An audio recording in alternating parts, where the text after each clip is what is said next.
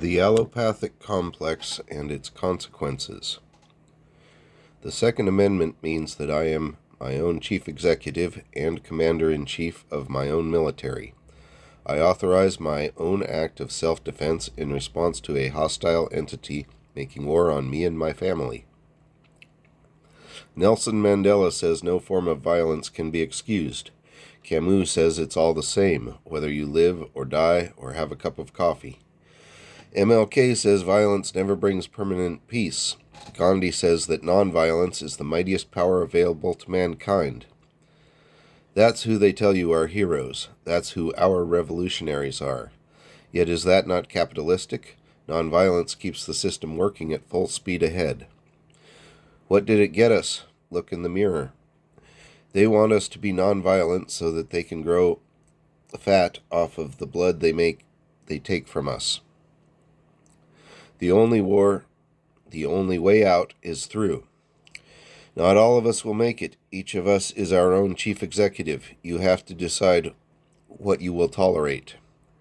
In Gladiator 1, Maximus cuts into the military tattoo that identifies him as part of the Roman legion. His friend asks, "Is that the sign of your god?" As Maximus carves deeper into his own flesh, as his own blood drips down his skin, Maximus smiles and nods yes. The tattoo represents the Emperor who is God. The God Emperor has made himself part of Maximus's own flesh. The only way to destroy the Emperor is to destroy himself. Maximus smiles through the pain because he knows it is worth it. These might be my last words. I don't know when they will come for me. I will persist. I will resist them at any cost. That's why I smile through the pain. They diagnosed my mother with severe neuropathy when she was 41 years old. She said it started 10 years before that with burning sensations in her feet and occasional sharp stabbing pains. At first the pain would last a few moments, then fade to tingling, then numbness, then fade to nothing a few days later. The first time the pain came, she ignored it. Then it came a couple of times a year, and she ignored it. Then every couple months, then a couple times a month, then a couple times a week. At that point, by the time the tingling faded to numbness, the pain would start, and the discomfort was constant. At that point, even going from the couch to the kitchen to make her own lunch became a major endeavor. She started with ibuprofen until the stomach aches and acid reflux made her switch to acetaminophen. Then the headaches and barely sleeping made her switch back to ibuprofen. The first doctor said it was psychosomatic, nothing was wrong. She needed to relax, de-stress, sleep more. The second doctor said it was compressed nerve in her spine. She needed back surgery. It would cost $180,000.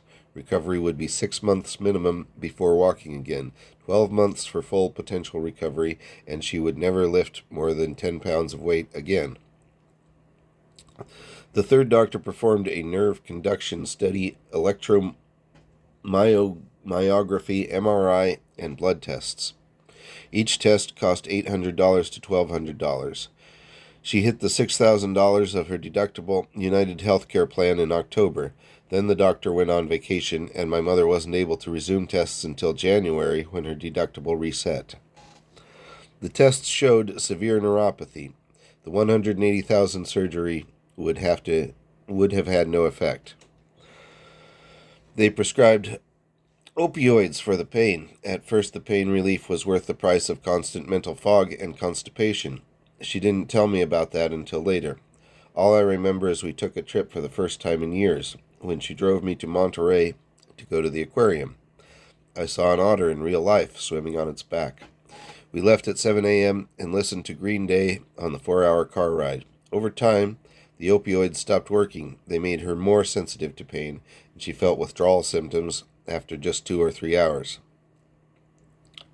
The gabapentin, by now the pain was so bad she couldn't exercise, which compounded the weight gain from the slowed metabolic rate and hormonal shifts. And it barely helped the pain, and made her so fatigued she would go an entire day without getting out of bed. Then corticosteroids, which didn't even work. The pain was so bad I would hear my mother wake up at night screaming in pain. I would run into her room asking if she's okay. Eventually, I stopped getting up. She'd yell out anguished shrieks of wordless pain, or the word fuck stretched and distended to its limits. I'd turn over and go back to sleep. All of this while they bled us dry with follow-up appointments after follow-up appointment, specialist consultations, and more imaging scans. Each appointment was promised to be fully covered until the insurance claims were delayed and denied. Allopathic medicine did nothing to help my mother's suffering, yet it is the foundation of our entire society. My mother told me that on a good day, the nerve pain was like her legs were immersed in ice water. On a bad day, it felt like her legs were clamped in a machine shop vise, screwed down to where the cranks stopped turning, then crushed further until her ankle bones splintered and cracked to accommodate the tightening clamp. She had more bad days than good. My mother crawled to the bathroom on her hands and knees. I slept in the living room to create more distance from her cries in the night. I still woke up and still went back to sleep. Back then, I thought there was nothing I could do. The high copays made consistent treatment impossible. New treatments were denied as not medically necessary. Old treatments didn't work and still put us out for thousands of dollars. United Healthcare limited specialist consultations to twice a year. Then they refused to cover advanced imaging, which the specialist required for an appointment. Prior authorization took weeks, then months. United Healthcare constantly changed their claim filing procedure. They said my mother's doctor needed to fax his notes.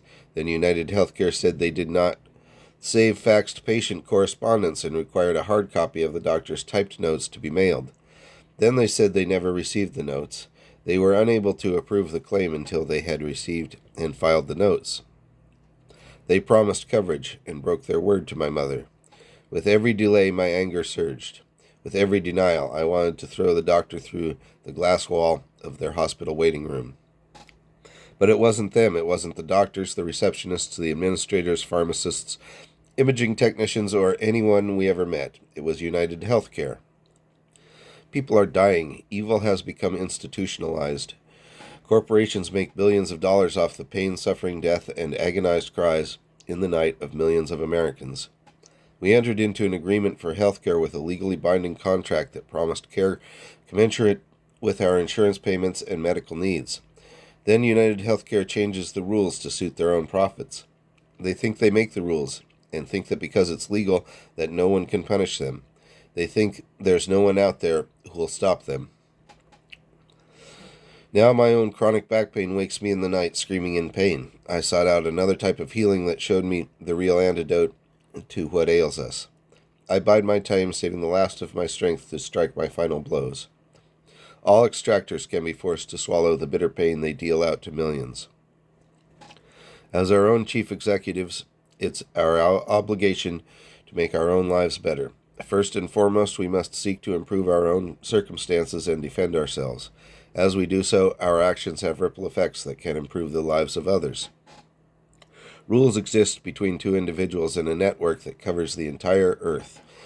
Some of these rules are written down. Some of these rules emerge from mutual respect between two individuals. Some of these rules are defined in physical laws, like the properties of gravity, magnetism, or the potential energy stored in the chemical bonds of potassium nitrate. No single document better encapsulates the belief that all people are equal in fundamental worth and moral status and the frameworks for fostering collective well-being than the U.S. Constitution. Writing a rule down makes it into a law. I don't give a fuck about the law. Law means nothing. What does matter is following the guidance of our own logic and what we learn from those before us to maximize our own well-being, which will then maximize the well-being of our loved ones and community. That's where United Healthcare went wrong. They violated their contract with my mother, with me, and tens of millions of other Americans. This threat to my own health, my family's health, and the health of our country's people requires me to respond with an act of war.